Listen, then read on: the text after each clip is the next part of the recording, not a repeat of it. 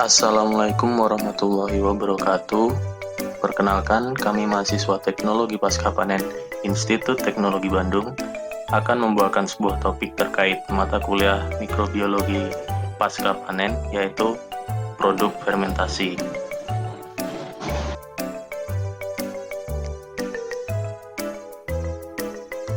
Tempekah kamu? Fermentasi adalah proses oksidasi yang meliputi perombakan media organik pada mikroorganisme anaerob atau fakultatif anaerob dengan menggunakan senyawa organik sebagai aseptor elektron terakhir. Nah, salah satu produk fermentasi itu adalah tempe loh. Topik bahasan ini diambil dari laporan praktikum yang bertujuan untuk menentukan proses pembuatan tempe kedelai, menentukan hasil pembuatan tempe, serta menentukan hasil uji organoleptik pada tempe yang dibuat menggunakan starter Rhizopus oligosporus. Hipotesis yang diperoleh, proses pembuatan terdiri atas pembersihan kedelai, sterilisasi, dan fermentasi. Tempe yang dibuat memiliki tekstur padat, berwarna putih, dan memerlukan 4 menit untuk memasaknya, serta hasil uji organoleptik pada tempe yang menunjukkan tempe bertekstur lunak, berwarna putih, serta memiliki rasa yang tawar. Metodologi. Alat dan bahan yang digunakan dalam pembuatan fermentasi tempe cenderung sederhana dan relatif mudah ditemukan, seperti air bersih, kedelai, ragi tempe, dan plastik untuk wadah tempe. Metode untuk membuat tempe diawali dengan mempersiapkan seluruh bahan. Kemudian kedelai dicuci dan direndam selama 1 malam. Tujuannya agar bakteri asam laktat dapat berfermentasi dan membuat suasana menjadi asam. Selain itu, setelah perendaman, biji kedelai akan mudah untuk melepaskan kulit arinya. Kemudian biji kedelai direbus selama 30 menit dan kemudian dikukus selama 30 menit. Proses ini dinamakan sterilisasi, bertujuan untuk membunuh mikroba yang tidak diinginkan. Setelah ditiriskan dan dikeringkan, biji kedelai kemudian diaduk dengan ragi tempe sampai merata. Kemudian dimasukkan ke dalam plastik yang sudah ditusuk dan diaerasi. Kemudian tempe disimpan selama 1 malam untuk proses fermentasi. PSDS. Rhizopus oligosporus adalah jamur yang umum digunakan dalam pembuatan tempe. Jamur ini tidak berbahaya selagi dikonsumsi dalam jumlah yang wajar. Tabel skala organoleptik tersusun dalam video sebagai berikut.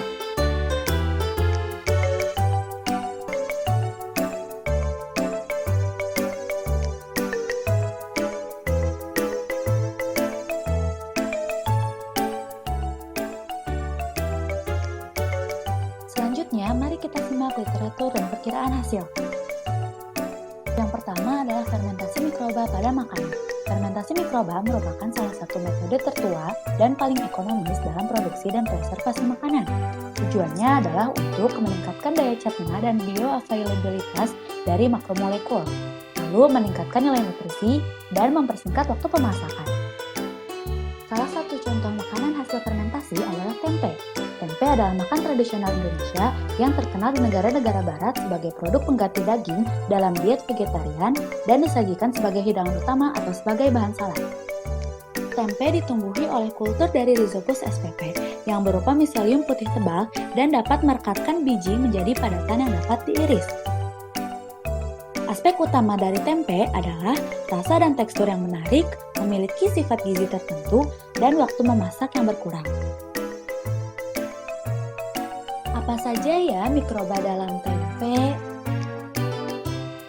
Terdapat kultur campuran pada tempe dari kelompok mikroorganisme yang beragam, termasuk jamur, ragi, bakteri asam laktat, dan bakteri gram negatif yang berbeda. Jamur yang dominan pada tempe adalah Rhizopus oligosporus dan jamur lainnya yaitu Rhizopus oryzae dan Mucor spp. Karakteristik dari Rhizopus oligosporus yaitu pertumbuhannya yang cepat pada suhu 30-42 derajat Celcius. tidak dapat memfermentasikan sukrosa, aktivitas proteolitik dan lipolitik yang tinggi, dan produksi antioksidannya sangat kuat. Apa saja ya enzim yang terlibat? Umumnya, enzim yang terlibat adalah enzim proteolitik untuk memecah protein kompleks menjadi bentuk yang lebih sederhana. Enzim karbohidratase, lipase, protease, dan fitase berfungsi untuk mendegradasi kedelai. Enzim asam fosfatase berfungsi untuk mendegradasi antinutrien asam fitat. Demikian penjelasan mengenai literatur yang digunakan.